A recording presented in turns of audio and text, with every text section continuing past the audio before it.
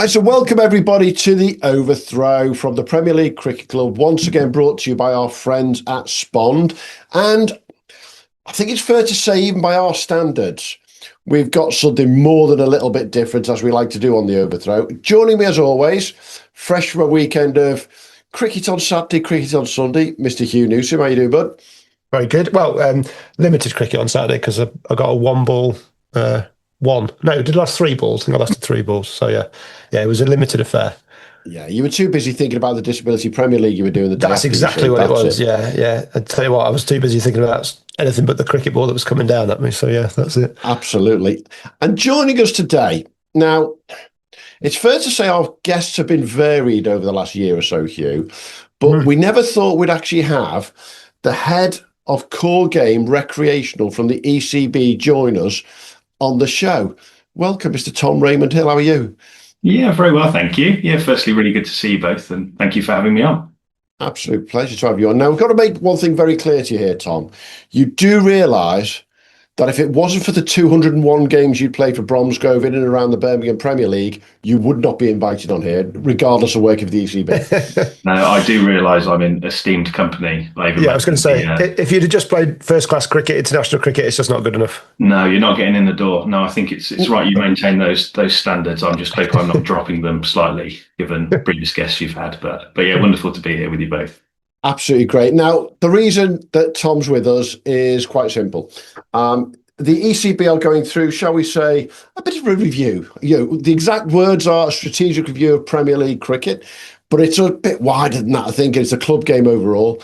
They go through this year in, year out in various guises, but this is a real big one that you're going through right now, Tom. And in particular, we want to talk about the player survey, which there's been a playing survey for years now, hasn't it? It seems to have gone on for quite a long time.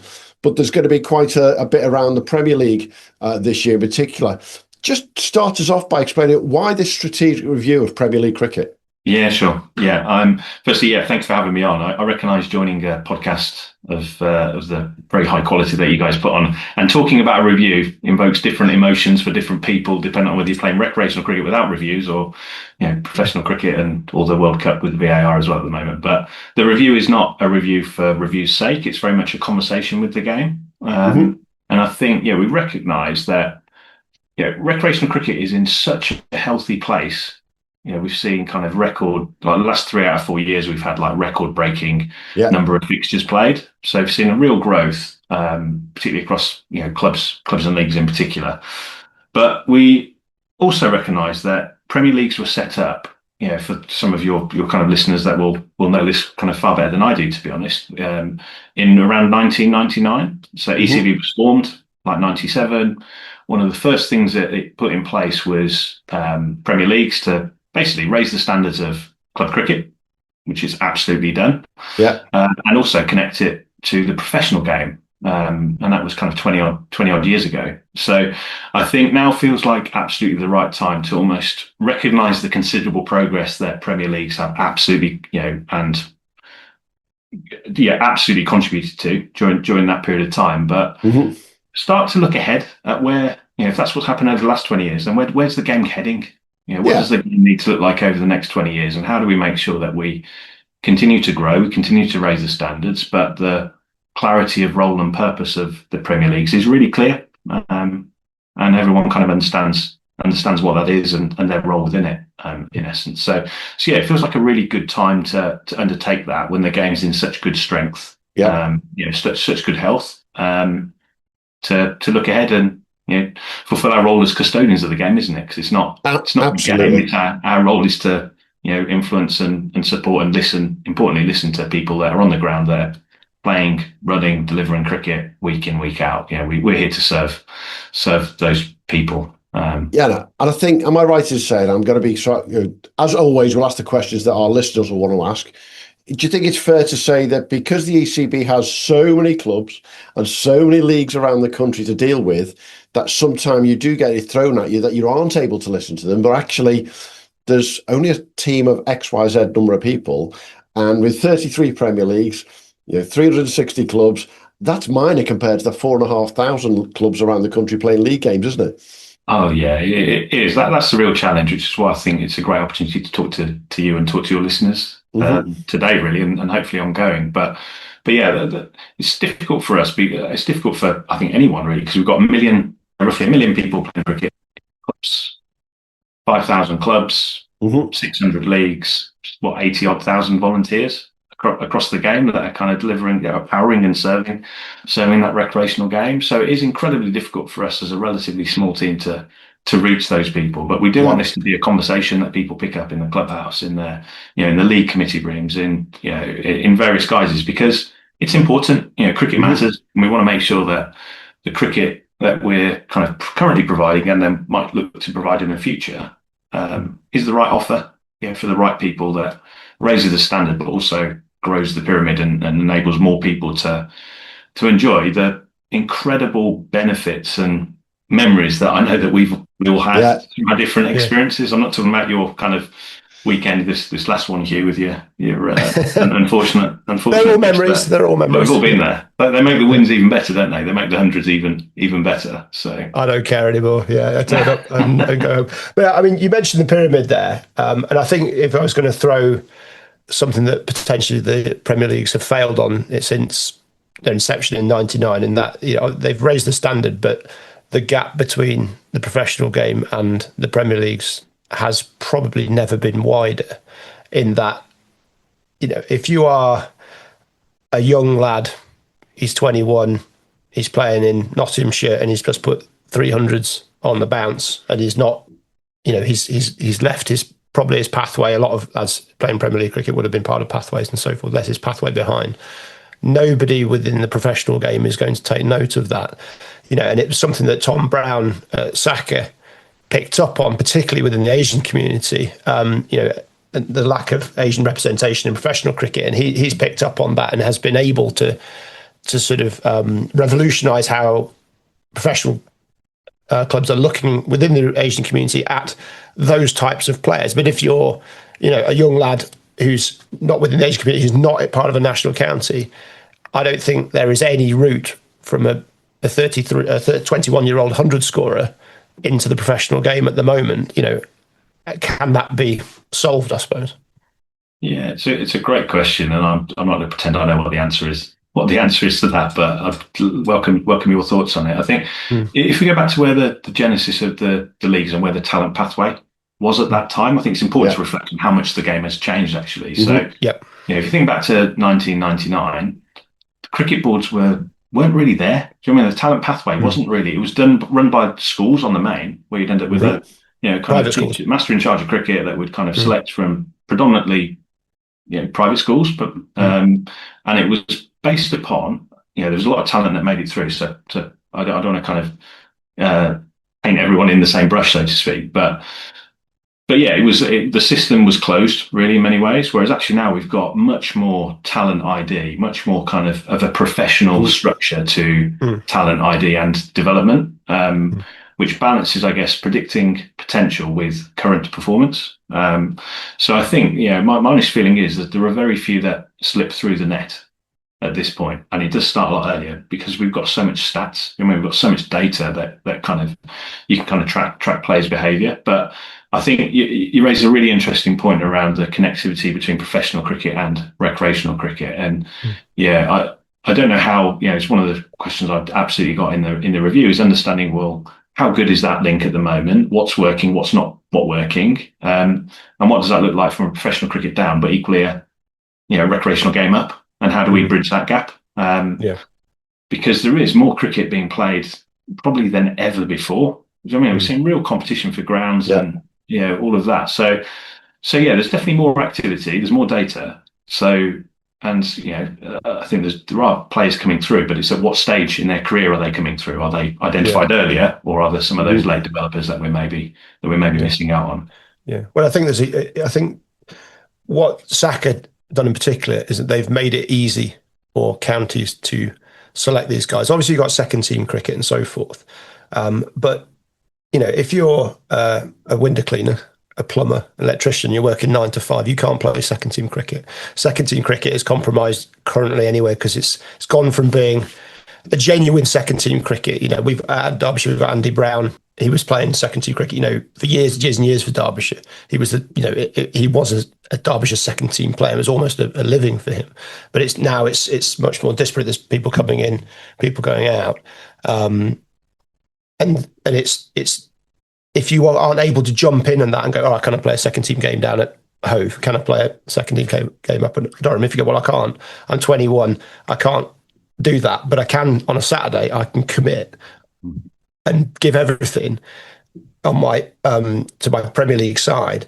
That at the moment is not being looked at. But like I say, Saka made it easy to go, actually have a look at these guys. If you haven't got an agent and you're a Premier League player that's banging in hundreds, and you're playing against someone with an agent that's doing just the same, well, chances are the bloke with the agent that's playing second team cricket is going to get picked ahead of you. Yet actually, you might be the better player. And I feel like there's a complete gap that is not helping probably 80-90% of the guys playing Premier League cricket that could be looked at. I'm not saying they're of the right quality. I'm saying that they need more eyeballs on them, if that makes sense.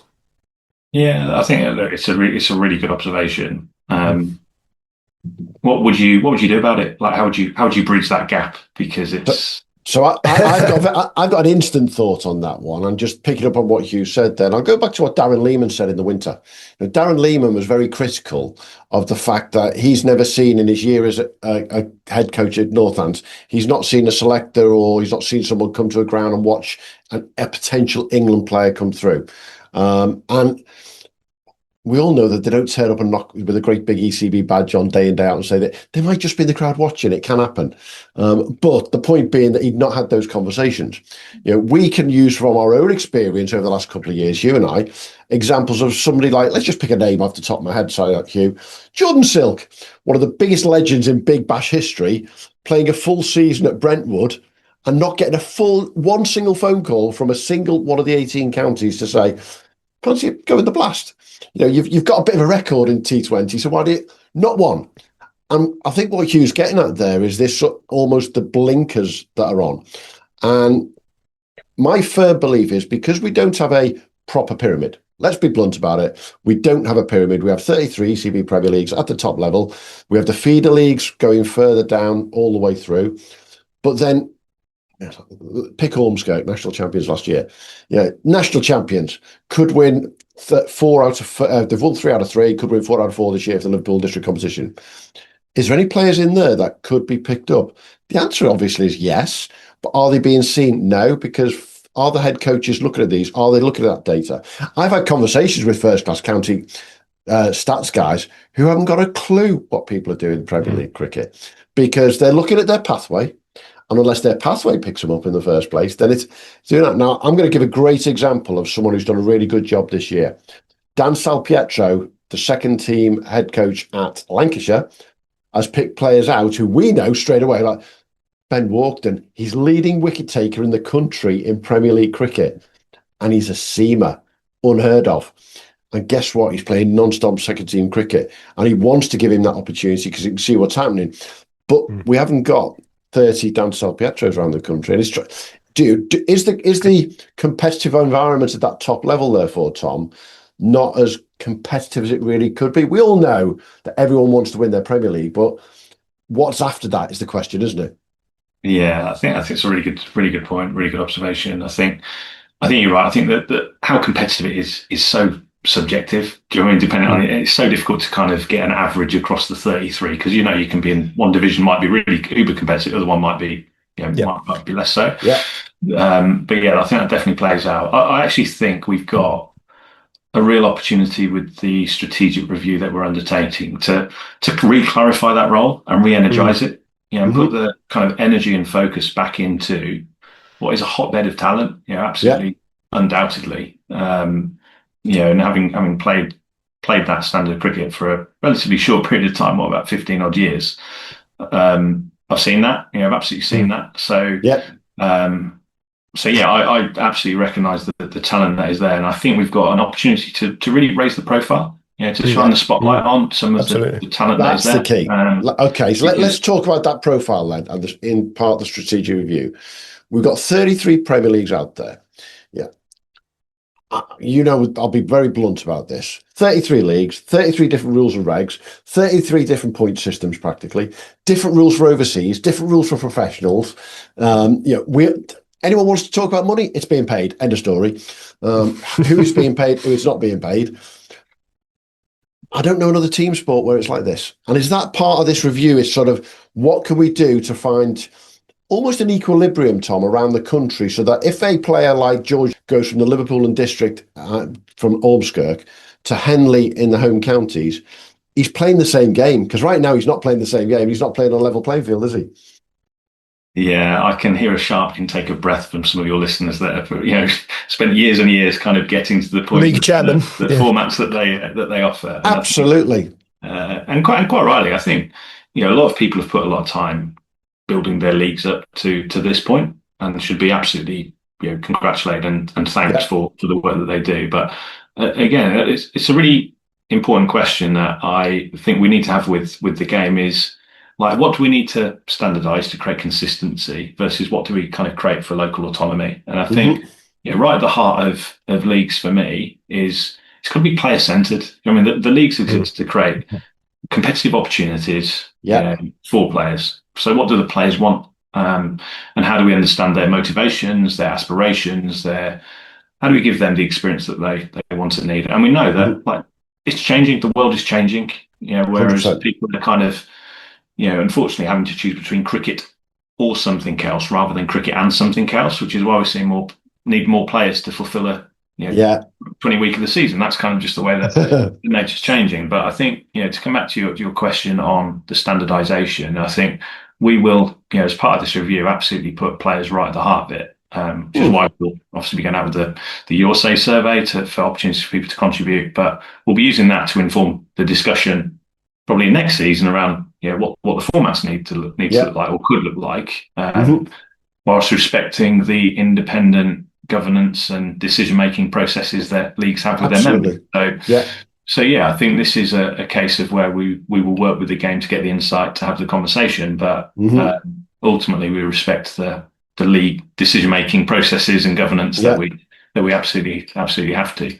Yeah, and I think one of the key things there is to tell our listeners quite openly, because it's obviously out there now through this conversation.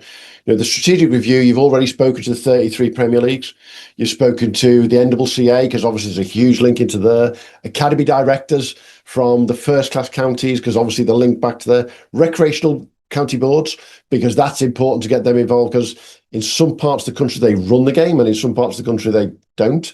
It's the leagues do it. And then little old us, me and Hugh, were invited to take part as stakeholders in the conversation because of our experience and I'll use the word quite openly, expertise in Premier League cricket. I can't tell you anything about Div 7 in the Devon League, by the way, but actually Devon Premier League, no problem. And it is that sort of bringing it all together. Have you found that in those conversations with those stakeholders, the views have been varied, or has there been a single tangent that it's gone through it almost?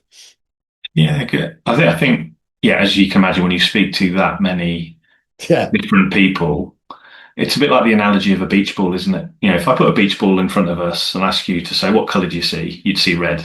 I'm sure Hugh would see blue.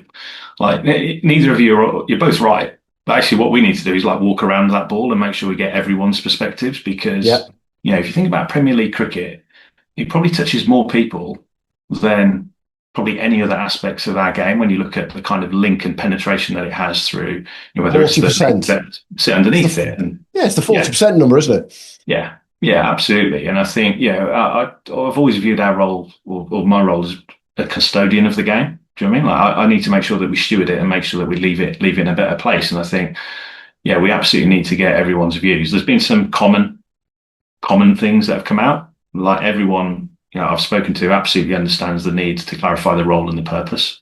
There's some kind of slightly differing views around the connectivity with the professional game and the talent pathway. But that is in the nature of that. We have some Premier Leagues that look after the top two divisions. We've got other leagues that look after the whole pyramid. And I think that's where that tension plays out. And not to say one's right and one's wrong. It's not. It's just that's the tension that's playing out.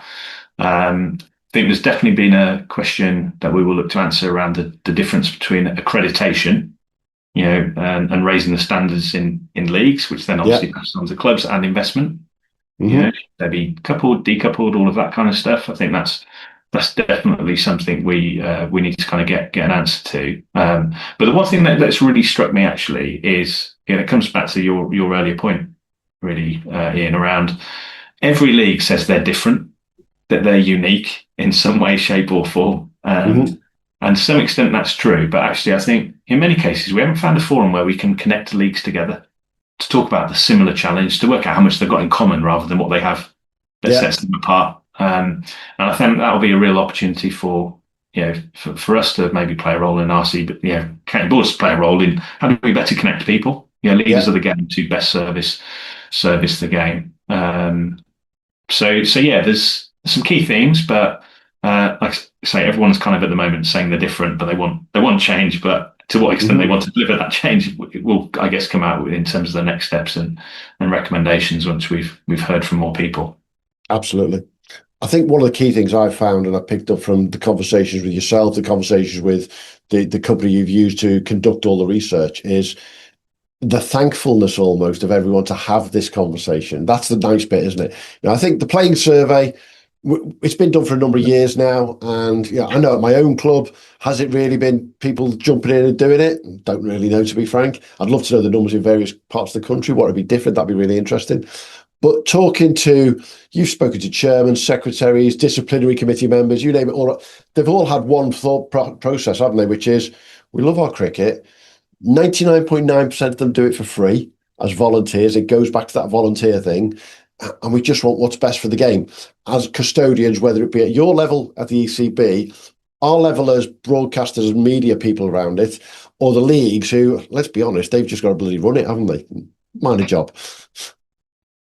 Yeah, got to turn all that complexity into something simple and then scale it with all of the various hundreds of stakeholders that they have in terms of clubs. But I think we've got, look, and I consider myself to be in a really privileged position to be even having this conversation, having benefited from Premier Leagues for as long as I have, and I do take that responsibility really seriously, because we will want the game to be better. Do you know, we want it to be stronger today but ready for tomorrow? And I think those are the sort of questions that we need to have, and we need to kind of reflect on where the game is. Because how many of our clubs and leagues, through no fault of their own, just the nature of how the season runs, go week to week, getting 11 people out, fielding 4 or 5 teams, whatever it is, dealing with disciplinaries and all that. We need to find the right time to help people look up, think long term, think beyond their existence, and make sure we are kind of thinking strategically around where we're trying to get to, whilst also reflecting on the amount of time it takes to manage the present. Do you mean? So I know that's a really difficult definitely. Certainly your listeners. I think what is interesting in particular around the Premier Leagues, and I picked this up in the last 3 to 6 months, I'd say, there does seem to be shall we call it a want for leagues to change. There does seem to be at the top level that sort of looking outside in. I'll use some examples. The Northern Pyramid, who are going from 12 to who've gone from 12 to 10 in their top division this year. Northeast Premier League go from 12 to 10 for next year. Everyone's just having to play around, tinkering around the edges. The Surrey Championship, as we've discussed, they run an absolute pyramid from top to bottom with links to the county board, and it's run very professionally that way. And then I heard yesterday that Cheshire, it sounds like they're going to get away from their old first 11, second 11 divisions to actually a proper, I call it the old school ladder. Are you finding that around leagues generally, that there is that they're happy to be looking at these things and I say tinkering, but there's some big changes there for people? Yeah, there are. I think the nature when you've got 33, there's always some that are kind of consolidating, some that are looking to refresh, and some that are looking to renew, really. And I think that's the beauty of the league system that we have at the moment, is you've got real passionate advocates for the game that want to find an opportunity to make it better. And I think, we'd absolutely encourage that. As long as we're kind of going through the process of understanding, what do our players want and need?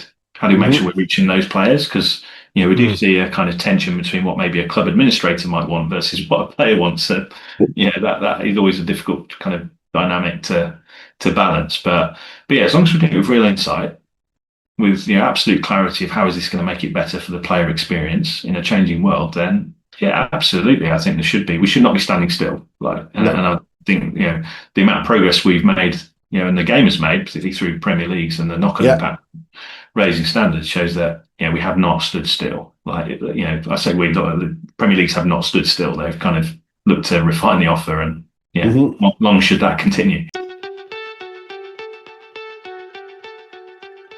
Yeah, definitely. The red tape argument will be the thing that comes up, I suspect, quite a bit. There's an awful lot of red tape required to run leagues, clubs, etc. Is that something you'd be looking to reduce for people? Because the danger with a review, if we think of the Brexit referendum, if I draw that rather contrasting topic, but the red tape was the argument that was sold and seems to have done the opposite. People will argue back with me, but in large areas, the danger here is this review creates more red tape because it's a very few people working in most of these clubs, leagues. It's the same people doing all the work on the whole, and that's the same in a lot of organisations like this. The same volunteers. Are you looking to make those volunteers' lives easier? Yeah, we absolutely are. I'll be honest with you, I prepared for quite a lot of questions. I didn't prepare for a Brexit question. That's right. I thought I'd throw that in. So, even by our standards, that's a new one. It's not a Brexit question, but I don't want to. I think the intentions might end up causing more harm than good, I suppose, is the question. Yeah, it's absolutely the right question to ask. I think that we need to create it's really easy saying we want to create less bureaucracy and less systems, but I guess the tension that we are trying to balance is how do we lower the barriers to entry to make the game more inclusive, take less time to administer, but then also raise the standards. Yeah, and I think that is the tension that my team live and breathe kind of day in, day out, and I'm sure plays out in leagues, in clubs, around how they kind of balance the two. I think where we are absolutely trying to get to is how do we create a net reduction in like game administration wherever we possibly can, but then to create the capacity for more game development, more kind of activities that help recruit or add value rather than just add administration. And I think we will never get the balance perfect in those spaces because actually one of our key roles as a sport is to make sure that we mitigate the risk. Like we keep our participants safe, and and we should not take shortcuts on that.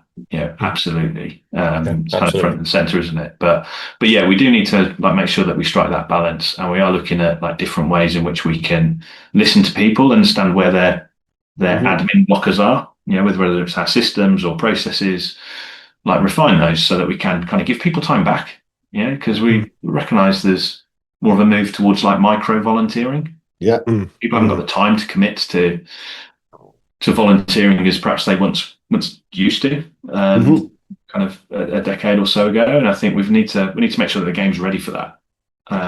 But I haven't got the answer to that directly, but we are absolutely looking at how we refine it and make sure it's proportionate regulation. And I think one of the things is as well, we recognise that given leagues have been around for since the late 1800s in some of our cases, that's a lot of kind of years to build up some pretty meaty regulations and processes that need management. And I think we are exploring how do we make that easier for league administrators? How do we make kind of more standardized tools and processes that people can take off the shelf? Rather than kind of have to look at that, but also respecting that's a choice that leagues will make, not one that we will mandate. Absolutely. I think I'm going to use a really strange political analogy for you, Hugh, here, but when I say it, you'll get it. It's the Icelandic fish wars from 1970. No, it's a bit more local, this one. I actually think the way the 33 Premier Leagues are run, with the ECB governing body ahead on top of it, it's no different to the way the NHS and NHS England have now got so many trusts and GPs and pharmacies all working on different systems, all working in slightly different ways. And whilst we've got Play Cricket, which conjoins us, haven't we? The NHS has got the NHS app that conjoins people, but we all know that you can't have everything on the NHS app because that GP's not got that system correctly. And it's exactly the same as a challenge for the ECB. Get more one system straight quicker than the NHS can, and you'll win that one easy. There's no two ways about it. But that would make life a lot easier for the volunteers. We've talked about it, I think, in the last couple of years, haven't we, Tom, where it's going to be one system, one login, and away you go. I've only got one login, but there's 3 or 4 different systems I have to go into for my SHMS, for my play cricket, for my All Stars. Actually, it's all for my club though. So why should I go into one place and just do it? That's the easy way to work, isn't it? And that's the sort of volunteer time that you want to be able to cut back, isn't it?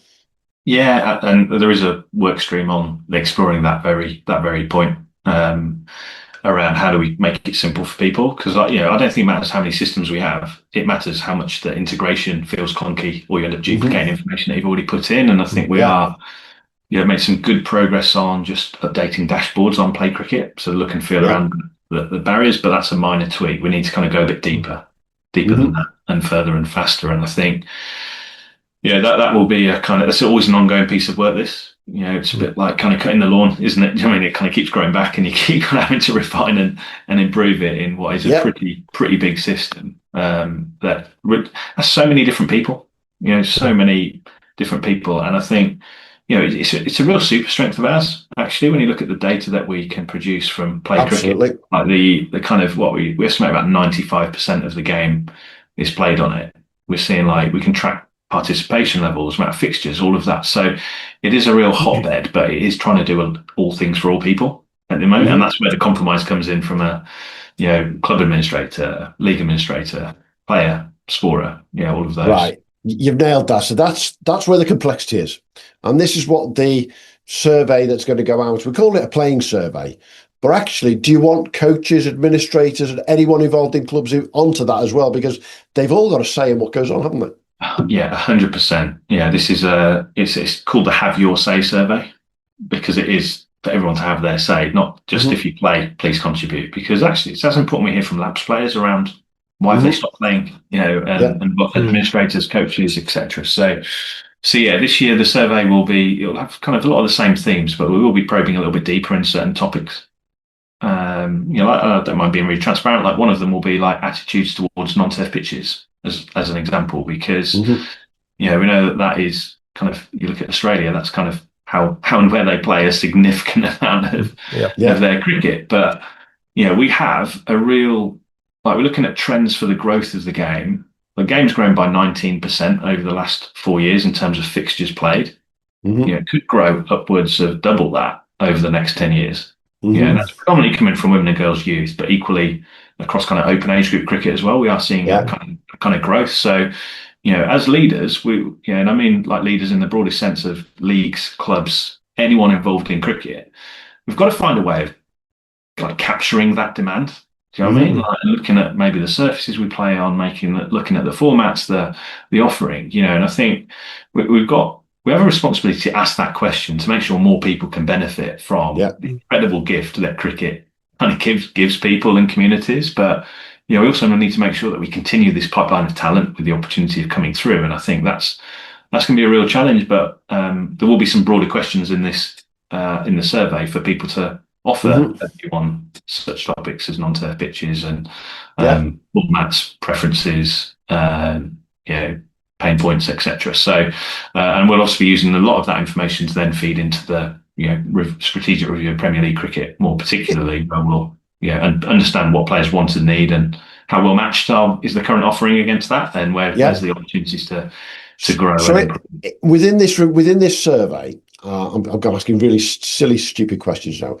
Is there a simple question that says, are you a player, coach, administrator, for example? Yes. Right. So that for me would be personally one of the most key things you as a governing body want people to fill that in. You don't want them to go, my name's Tom Raymond-Hill. I don't you want to know whether they're playing, whether they're coaching, that's a huge thing, isn't it? Because people are going to have differing views.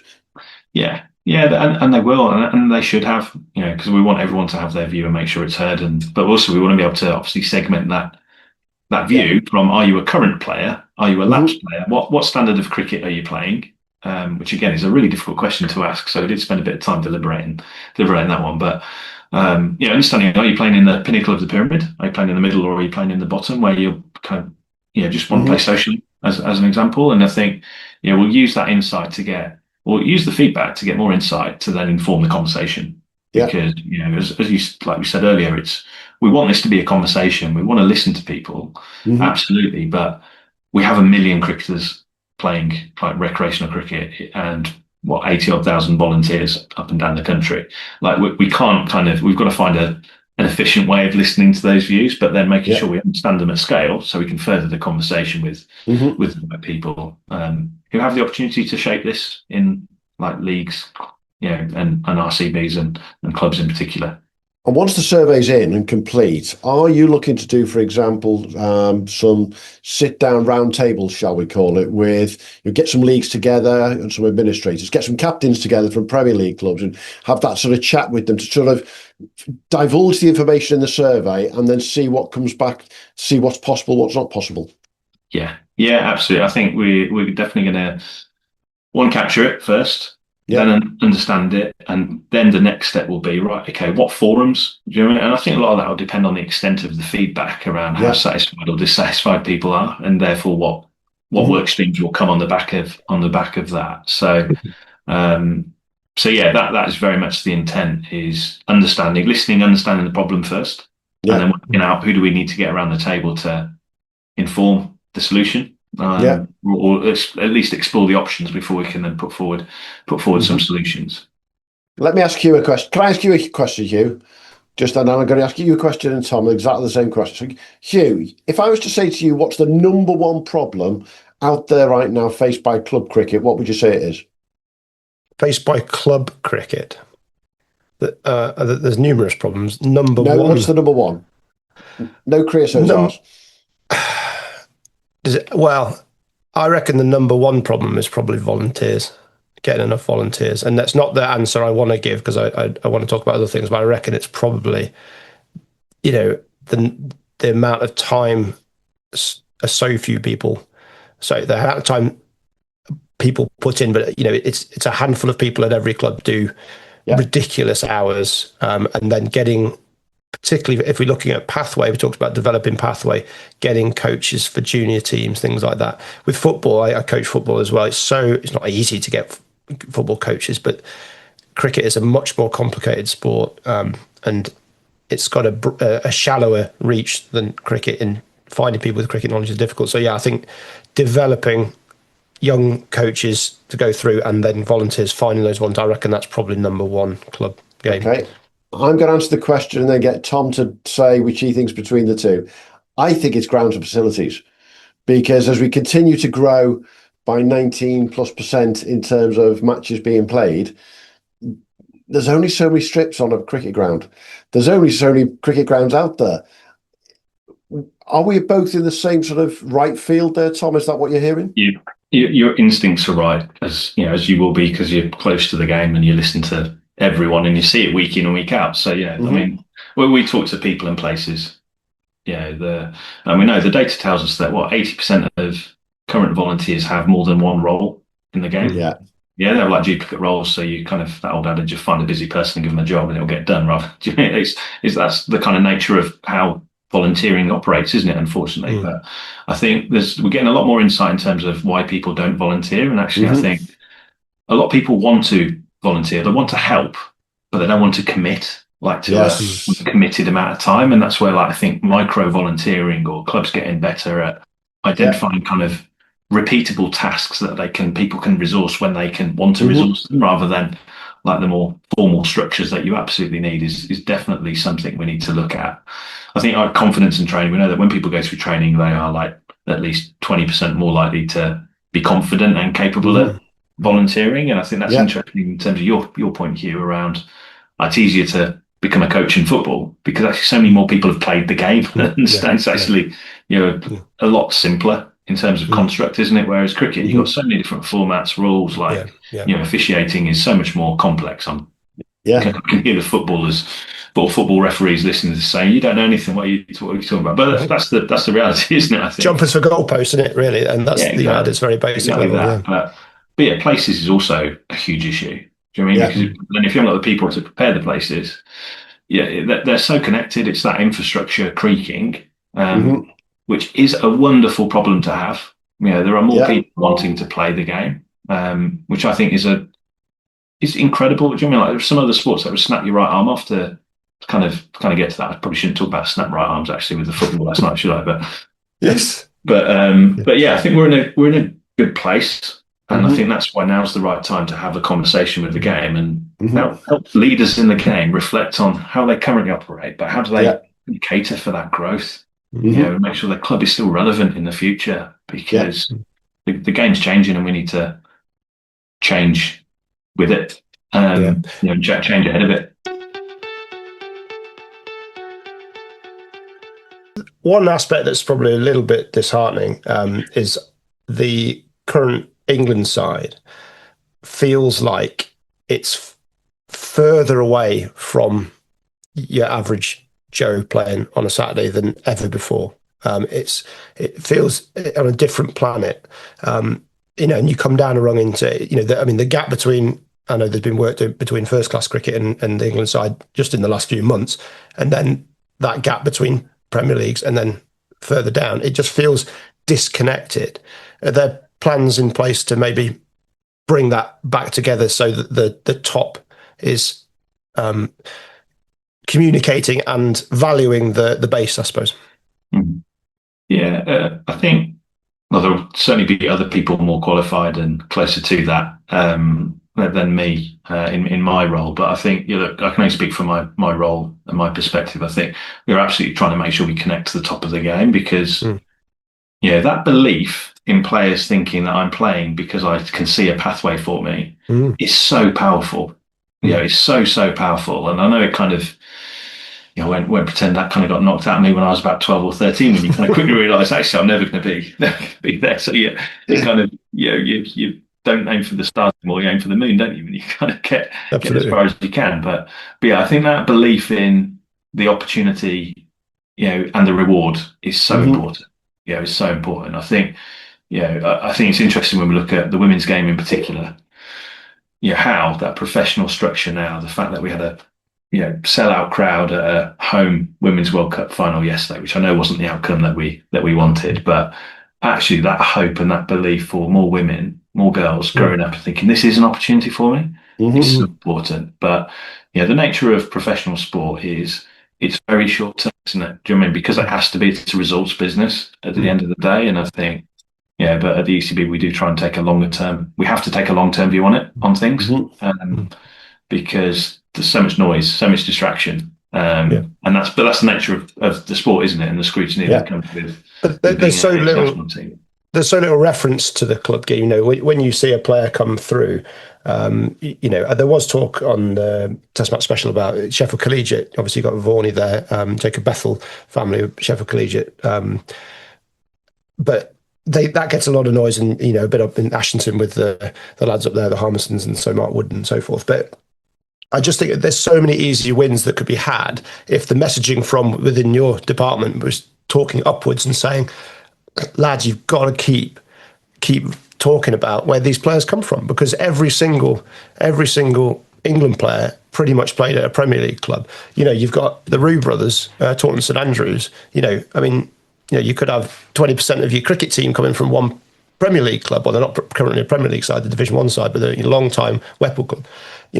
When you've got, I know it's one family as well, but there's clubs producing these players for England, and I feel like they need to be constantly valued. So, and then that will come down, and then that will bring people to that club. Sheffield Collegiate is a huge club around here, and I think Michael Vaughan is massively part of that, just because everybody knows that Varney was a Sheffield Collegiate player, but nobody really would know where Emilio Gay came from, where Johnny Bairstow, I'm not even sure I know Johnny Bairstow's Premier League side, but obviously he's played there, and I think it's crucial that messaging from you goes upwards and then it comes back down on a regular basis, so that, because we all know what schools they went to, we all know what private schools they went to, which is a shame, really. And that's not to devalue the private schools. They're doing a terrific job in developing players and have done for generations, but the Premier League clubs are as important. I completely agree for what it's worth. I think club cricket is the future of the game. Do you know, that sounds like quite dramatic, but it is where you go from trying the game to falling in love with it, to saying it's your game, to like progressing. Do you know what I mean? And I think we've got such a wonderful kind of offer, if you like, and process, but we do need to tell the story a little bit more and connect it Thought the post that you guys have recently put out around kind of announcing the international cricketers and where they feed into the game. I thought that was a great example of just that appreciation, that thank you. And I'd love to be able to work out how many people, how many hours have contributed towards that one player playing one game. Unbelievable. You know what I mean, I know that'd be like, we'll probably never get to the answer because you can't, and everyone's experience is different, but that recognition for the amount of time sacrificed that volunteers, like people, when you boil volunteering down, it's about someone giving time back, isn't it? Which is the most precious kind of asset you've got. You don't get more time, but giving that to someone else for them to progress, I think is something we should be celebrating, and we should be recognising. I think the single best thing the ECB has done in my I've moved back to the country in 2013. I've got two young kids that are both love their cricket. It was All Stars cricket.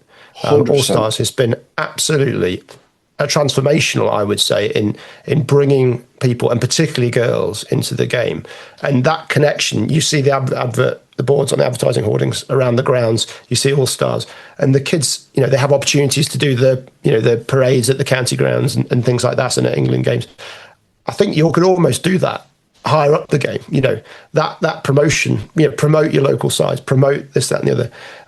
The Premier League's just that constant reminder, because I think that can spread from that amazing base that All Stars and Dynamos has created upwards, because there is a drop-off. I think everyone would say there's a drop-off for kids at 10, 11, 12 when the game gets a bit harder. So can we lift that middle section and then the top section and then the Premier League, and lift everybody up closer to that sort of top connection, so that everybody feels part of the same game.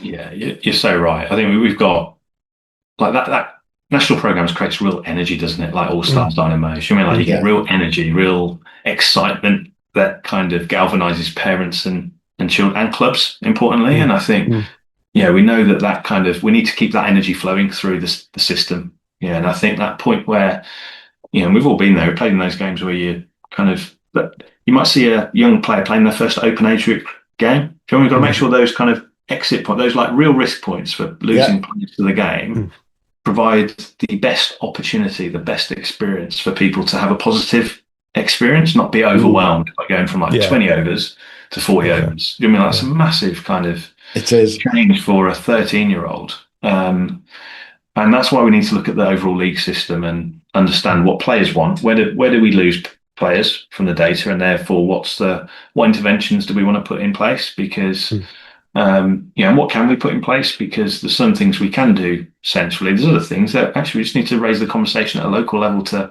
work that through. But I think our job is to create an opportunity where people can, one, fall in love with the game, and two, find their level. Do you know what I mean? Like however good they will be. And I think if we do that, we'll have left the game in a better place. Yeah, 100%. Now, we're coming towards the end of this conversation. I'm going to put you on the spot, Tom, because it's my job. We've just all agreed, and we're 100%. We use the hashtag on our posts all the time. It all starts at the clubs, because it does. End of. It doesn't matter what the ECB, the government, and any local recreational board tries to do at schools. It will all start at the clubs. Full stop. Now, you're the head of the core game. You're the head of the core game recreational. I'm going to ask you to commit to something from the ECB. Every year, there is a weekend when there is absolutely nowhere else to go watch cricket except at club games, unless you're very lucky to have a ticket for whatever test match is on or whatever one-day international is on. And it's coming up in 2 weeks' time. It's a bit late to organise it now, but can I get you to commit in 12 months' time on the weekend before the 100 starts, which forever has always been blank in the county game, full stop, there's nothing out there. Can we create National Club Cricket Weekend the same way non-league football does it, where the internationals run at some point? Can we get the ECB to back us with a campaign for National Club Cricket Weekend when we can celebrate the players, the administrators, the coaches, all of those people you want to answer that survey? Can we get you to commit to that? Yeah, I mean, look, anything that puts the spotlight on the incredible breadth and depth of the great game, particularly in clubs. Yeah, absolutely. Why wouldn't we? So yeah, very happy to take that offline and understand what it can look like, and yeah, let's celebrate it. We've got a lot to shout about. Absolutely. About so long as Ian's not trademarked it, because he's been going on events for about 5 years. Well, Ian Livingston's National Club Cricket Weekend. I have said it a few times, but it's actually one of those, as Hugh loves this phrase, it's an easy win. It's a really easy win for our governing body who, we know you guys get, let's be honest about it, you get a lot of grief. There's no two ways about it. Whether it be from international fans saying, what the hell are England doing? Whether it be league administrators going, oh, bloody ECB. You get a lot of grief. But we all know you've got, as you say, 1 million plus players, 80,000 volunteers, God knows how many leagues, 4,500 clubs playing on a Saturday, Sunday. You've got one of the most ridiculously difficult jobs in the country to try to manage all of that. And I respect anyone who's involved in it. But we just need to celebrate it in full circle, don't we? Because actually, that celebrates what you guys do as well. And yourself and James and Justin and the team there, all you live, eat and breathe is recreational cricket. Yeah. So I think I welcome the grief, because actually it mostly comes from a place that people care. Do you know what I mean? Like, people care enough to kind of offer their view and offer. And I think as soon as we lose that, don't get me wrong, I'm not saying I like grief, so please don't look me up and send me whatever the latest issue is. But yeah, I think it's important. Tom Raymond-Hill, yeah, absolutely. But I think that people care, and we've got a responsibility to show that we care as well, because we do. Do you know what I mean? Like, we are cricket nuts through and through, and we care deeply about kind of leaving the game in a better place and giving the gift that cricket has given us to more people. Do you know what I mean? That's what this is all about.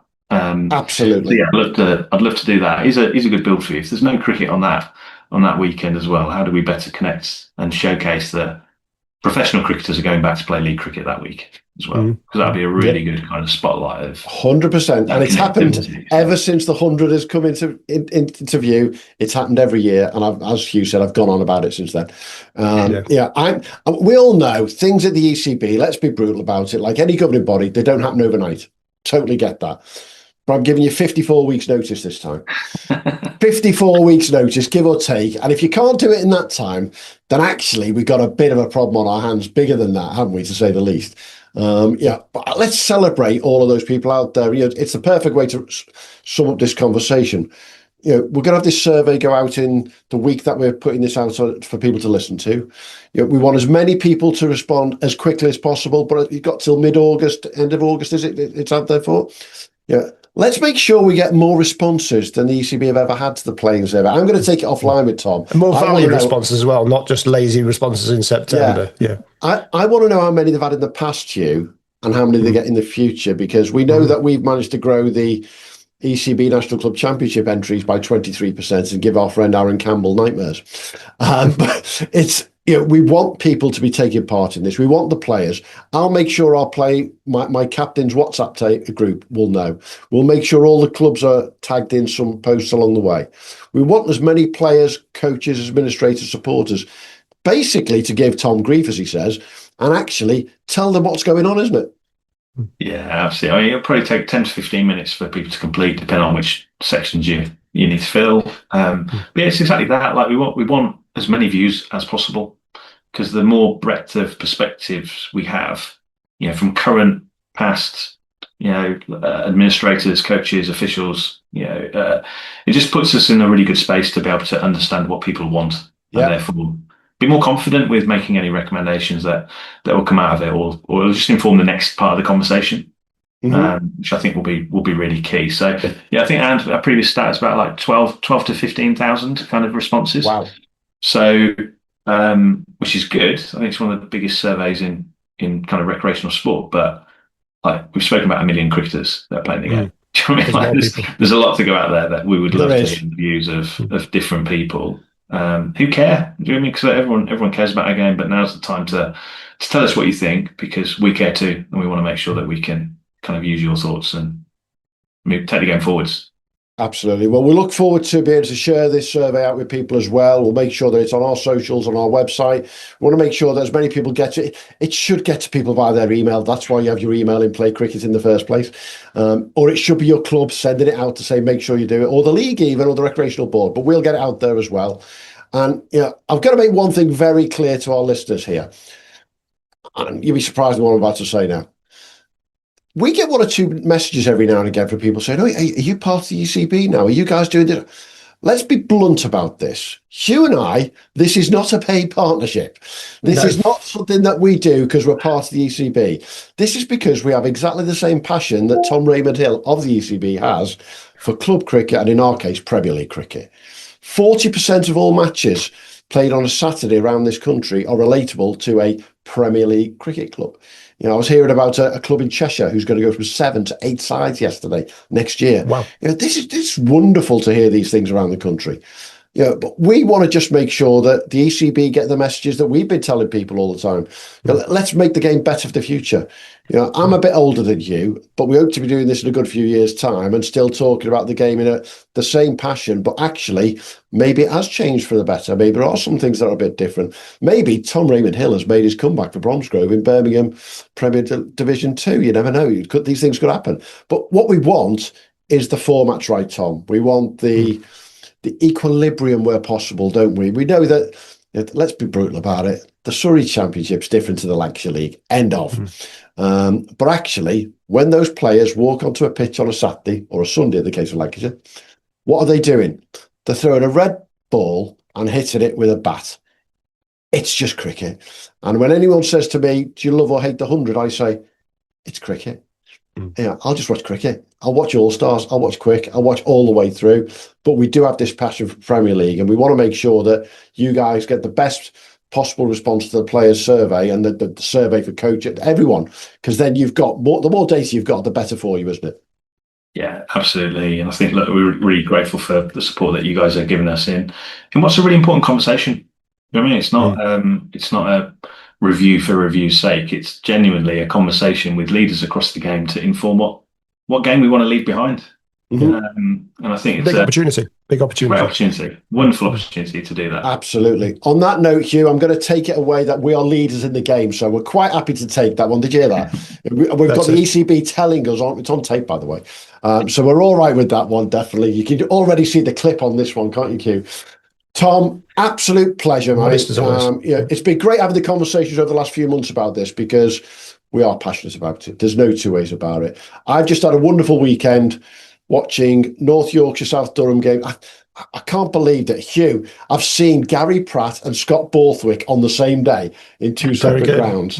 Yeah, and we go on about these. These are legends of Premier League cricket for us, aren't they? Legends. Yeah, Gary Pratt is the legend of Premier League cricket. But then I watched young Alfie and young Fred Vaughan Hawkins yesterday put on one of the most unbelievable partnerships for Cheshire in the NCCA, and they're both teenagers. And you see, to be able to watch that and to be able to report on it and talk about it, that's for the good of the game. That's all we do it for, and that's what we're here for, isn't it, Tom? Yeah, absolutely. Leave the game in a better place. Like I said, there's so many wonderful moments and experiences that people are having. I'm sure we've all got them, haven't we? Like those games that you snatch victory from the jaws of defeat, or the kind of connections, or the players that you play against. Like, that's like, find me another sport that does that gives so much of those kind of experiences and moments where, we bring people together, and you kind of will always look back in 10, 20 years time and smile at the players that you played with because you remember that one game or that two games. Like, there's like, what a gift to give. And I think we need to make sure that more people can benefit from that. And you just hit the nail on the head. It's a community. This is a community. It doesn't matter where I go in the country. We can talk cricket with absolutely anybody, and I don't know any other sport that's quite like that, really. No, absolutely not. Absolutely not. Brilliant. Thanks for your time, Tom. Absolute pleasure. Awesome, Mr. Tom. Newsom, thank you very much, sir. Thanks, Thanks a lot. Thanks, Jens. Take care.